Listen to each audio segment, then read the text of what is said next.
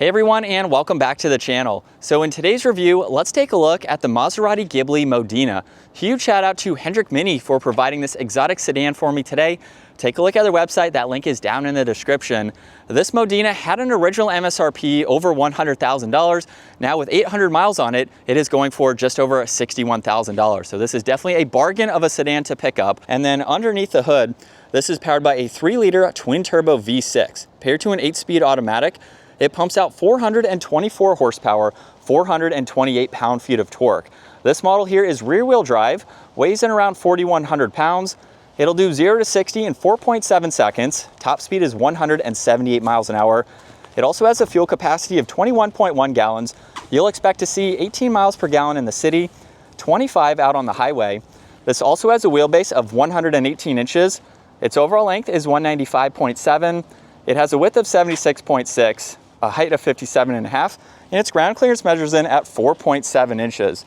Now, as we take a look at the exterior styling, this model has a really nice look. You'll notice the Maserati Trident logo is also the sensor for distance pacing. There's a forward-facing camera, plenty of cutouts within that grille too to provide a lot of cooling. Now, this model also has the exterior carbon fiber package, so you'll notice that in the lower section with some more mesh just above that. And then there's also another Maserati badge just above the Trident logo there, and some lines that come down the hood just to give it a great look. There's also LEDs for all of the lighting too.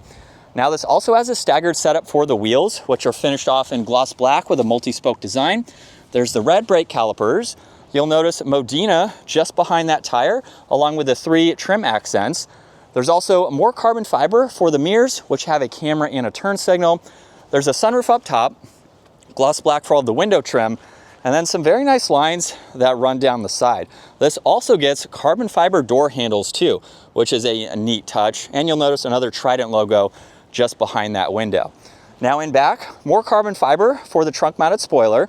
There's LEDs, backup camera with all the parking sensors, and then this has a quad tip dual exhaust where you do have remote start. So if we start this up, double tap this button, we can bring it to life.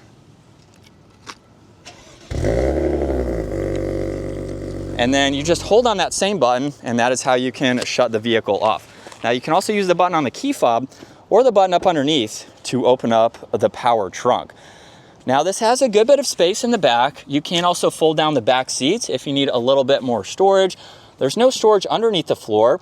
You get a small cargo net along with a 12 volt on that one side there. So it's pretty spacious for its size.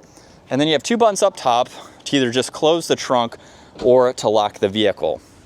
And then jumping into the back, you'll notice more carbon fiber actually goes parallel with the gloss black trim accent, which is neat.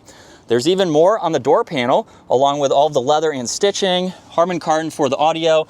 There's some storage down below, and then even more leather up top. And of course, it works its way to the seats, where you'll notice the Trident logo in all 4 headrests. Now at 5'10", I have a good bit of space. There's some storage pockets. You also get vents in the middle. You have a pretty big bulge right here. And then at my height, I have maybe an inch and a half of headroom. So I can sit upright and be comfortable in this sedan. So it'd make for a great daily to ride around in the back. Now you get some storage with cup holders and the armrest there. And then a little bit of a pillar there. Interesting to see that there's no secondary cargo window. So there's no window right where that logo would be, but you can still see around regardless.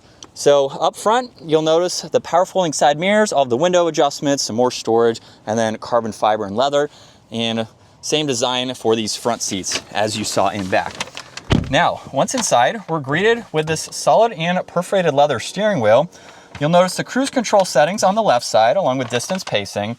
Right side, you have some controls for the gauge cluster, and you also get very massive brushed aluminum paddle shifters.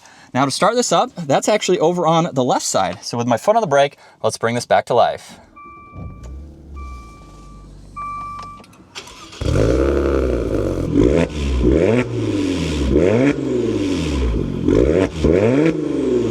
And coming back to the gauge cluster now, you'll see miles per hour on the left. On the right side, there's the tach.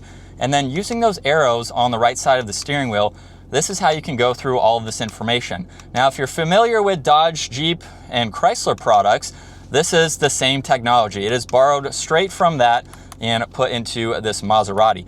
So you have various vehicle settings that you can look at. You can get into your main menu. You have some tire information, and then you can also go through all of the settings within each one of these. So you have a lot of vitals that you can look at and just a good bit of general information to monitor. Now over on the left side, along with the engine start stop, you get storage down below. You have some dimmer switches, headlight adjustments, along with one air vent. There's also a clock in the middle with leather for the entire dash. And then with the infotainment system, you have a lot more to go through. So on the home screen, there's a split view. You can also get into media, get into all of your climate adjustments. So you have temperature, where you'd like the air to go, fan speed, all of that. You can get into your navigation along with your phone when you have that paired. If you go under vehicle, you can go into a few settings here. And then you also have various apps that you can scroll through, just depending on what you would like to get into. Now up top, there's also shortcuts for the heated and ventilated seats, heated steering wheel, and temperature for your driver, as well as the controls for your passenger too. Now underneath that, there's some more physical controls for your fan speed, temperature, where you'd like the air to go, which is nice. And then you also have wireless charging. So you place your phone on that right side, and then you have some auxiliaries on the left. Now there's 2 cup holders. And then to put this into reverse, simply pull the release in the front, push it forwards. Now you have the backup camera, and you can go through all of these angles depending on where you need to see. And you can go back into drive and then pop it over for the manual setting. And then you'll notice there's traction control, engine start stop. There's also the ICE settings. So basically going through the driving modes, you have normal and ICE there. So you can go through those as needed, and sport mode is just behind that. Now you have the e-brake, and you do have some controls for that screen. So you can use the lower one for that. The upper rotary dial is for your volume, and then you have power in the middle. Now there's a little bit of storage behind that, and then you have cup holders in the center armrest along with an auxiliary. And then you have a good bit of storage in the glove box with that split shelf, your rear view mirror, dome lights, and adjustments for the sunshade and sunroof there.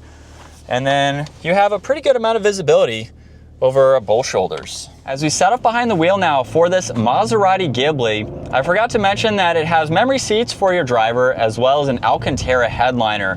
But in general, for Maserati, I think these are really cool vehicles. Now, I haven't been able to drive one in quite some time, but they're always very fun to drive. I like how sporty they are, especially when you go with the V8 engines.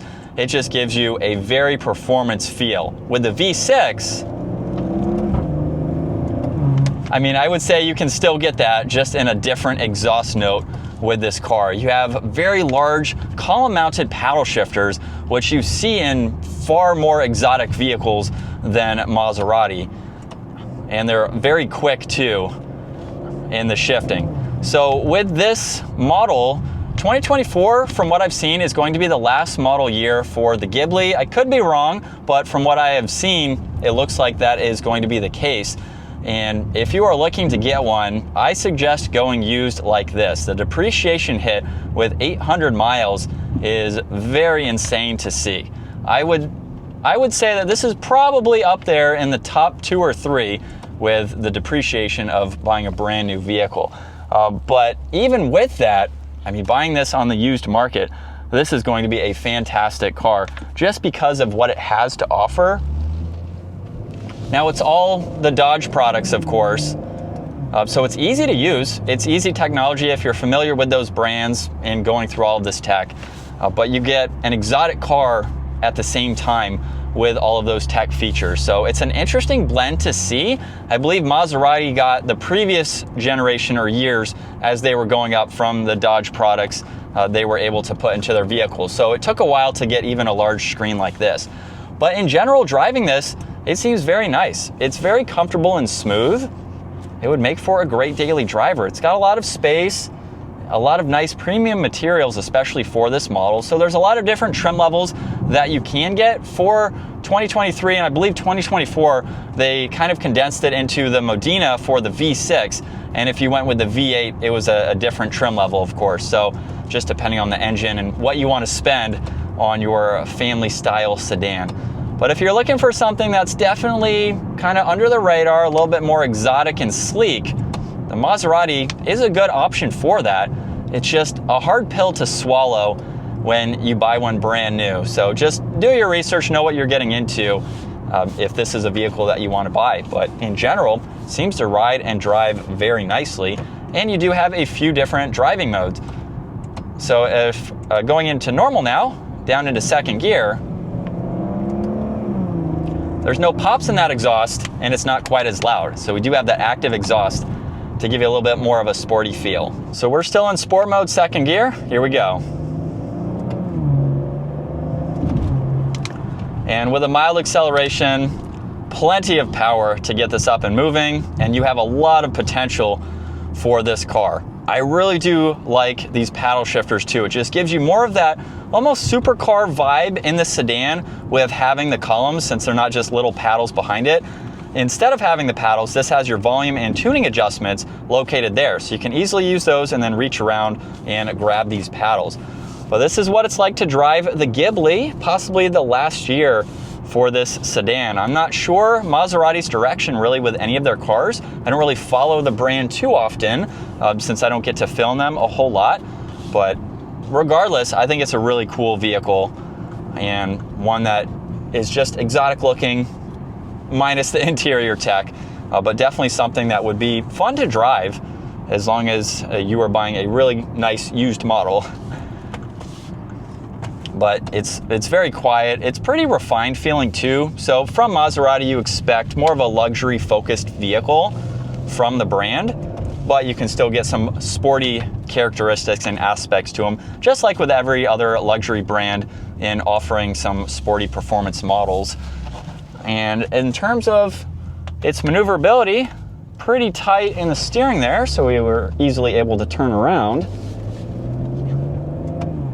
And definitely sounds really good. So if you are in the market for buying a Maserati, look used.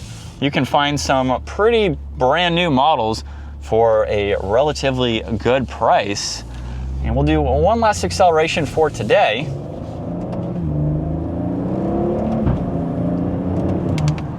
Definitely sounds good with that V6. But once again, huge shout out to Hendrik Mini for providing this for me today. Take a look at their website, give this video a huge thumbs up if you enjoyed it, and consider smashing that subscribe button so you can stay up to date with our daily uploads. I will see you all in the next video.